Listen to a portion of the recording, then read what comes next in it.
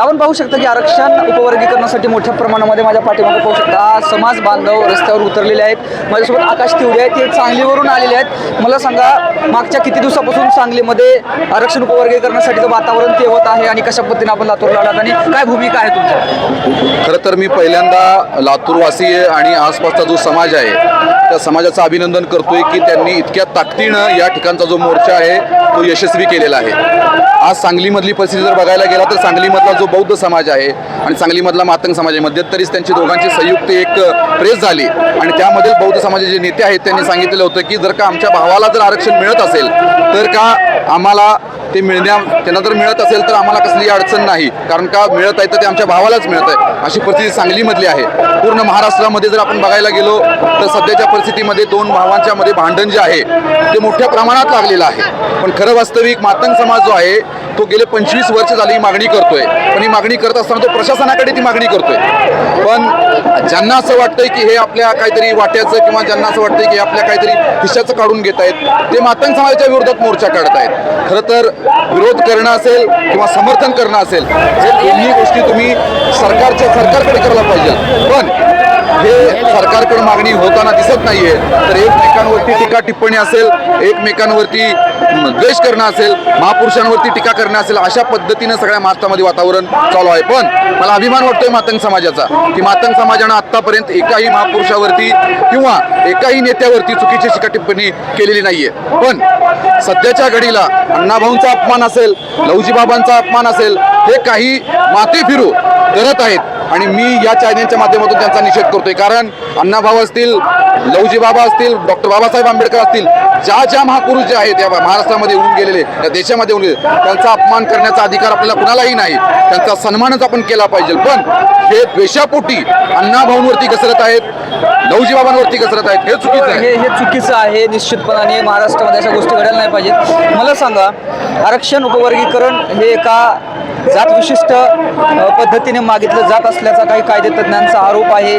त्याचबरोबर कायदेतज्ञांचं म्हणणं असं आहे की जसं मराठा आरक्षणाचं भिजत घोंगलं राहिलं आणि माननीय सर्वोच्च न्यायालयामध्ये त्याला चॅलेंज केल्याच्या नंतर स्थगिती मिळाली, कारण भारतामध्ये आरक्षण हे एका विशिष्ट जातीला दिलं जात नाही, तर ते पूर्णपणे एका वर्गाला क्लास बेसिस रिझर्वेशन आहे। मातंग आरक्षणाचं काय होईल असं वाटतं? समजा आरक्षण उपवर्गीकरण मिळालं तर ते सुप्रीम कोर्टात चॅलेंज झाल्यावर टिकल का? काय वाटतं? कुठून आलं आपण आणि काय सांगाल?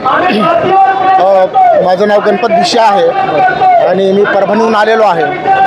आज लातूरला जो 27 जुलै 2026 रोजी जो विराट मोर्चा निघालेला आहे, त्या मोर्चाच्या माध्यमातून सरकारला आम्ही काही गोष्टी या ठिकाणी स्पष्ट करत आहोत। जो आपण विचारलेल्या प्रश्नांच्या अनुषंगानंच असेल। आपण विचारलेला प्रश्न होता की एका जातीच्या आपल्याला आरक्षण देणं कितपत योग्य होईल आणि ते टिकेल का?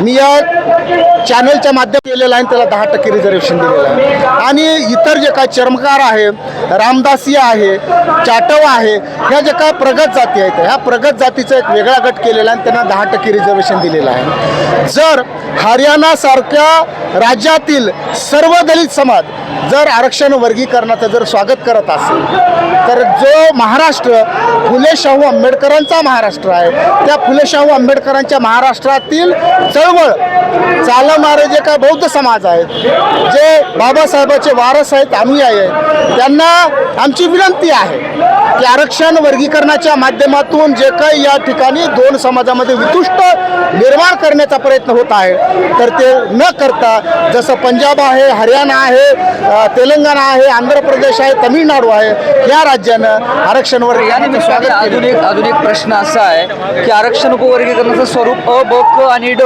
अशा पद्धतीचं सांगितलं जातंय।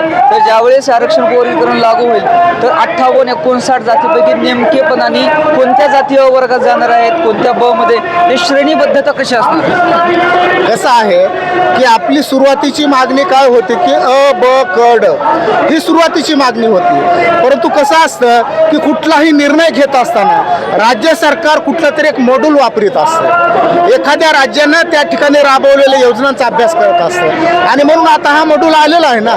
जसं पूर्वी आंध्रमध्ये अ, ब, क, ड झालेलं होतं, आता त्यांनी अ, ब, क 3च वर्ग केलेले आहे। त्याच्या पुढे जाऊन हरियाणा आणि पंजाब नंतर अ आणि ब म्हणजे असे 2च हे केलेले आहेत। त्याच पद्धतीने महाराष्ट्रामध्ये सुद्धा अ, ब, क, ड ची जुनी मागणी आहे आता फेर पद्धतीनं आपण इतरांचं अनुकरण केलं पाहिजे.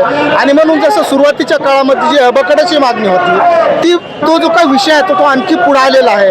आणि आम्हाला शिकायला हे इतर राज्याचे मॉड्यूल असल्यामुळं हरियाणा मॉड्यूल हे महाराष्ट्रामध्ये लागू केलं आहे. बरं, अबकडाची आता मागणी नसून हरियाणाच्या मॉडेलवर लागू करा अशी मागणी आहे का? हा. लाभधारक आणि लाभवंचित अशी ती मागणी आहे, त्यांना असं सांगायचं आहे. बरं, मग लाभधारक आणि लाभवंचितामध्ये लाभवंचिताची ओळख कशी पटवणार?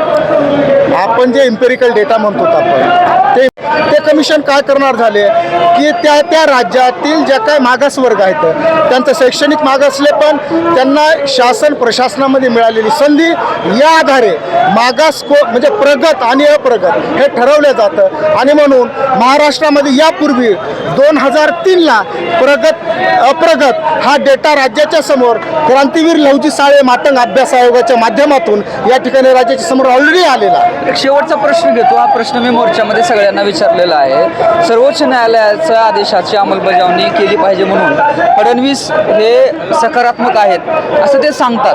विधानसभेमध्ये सुद्धा ते तशी मान्य करतात की कुठल्याही दबावाला बळी न पडता आम्ही आरक्षण उपवर्गीकरण लागू करू. पण ते आजपर्यंत का करत नाहीत? या मागणीसाठी सरकार सकारात्मक असताना सुद्धा मला मोर्चे काढावे लागतात. काय वाटतं त्याच्यावर? नाही म्हणजे फडणवीस महाराष्ट्रामध्ये जी काही न्यायिक प्रक्रिया झालेली आहे ती आता झालेली आहे.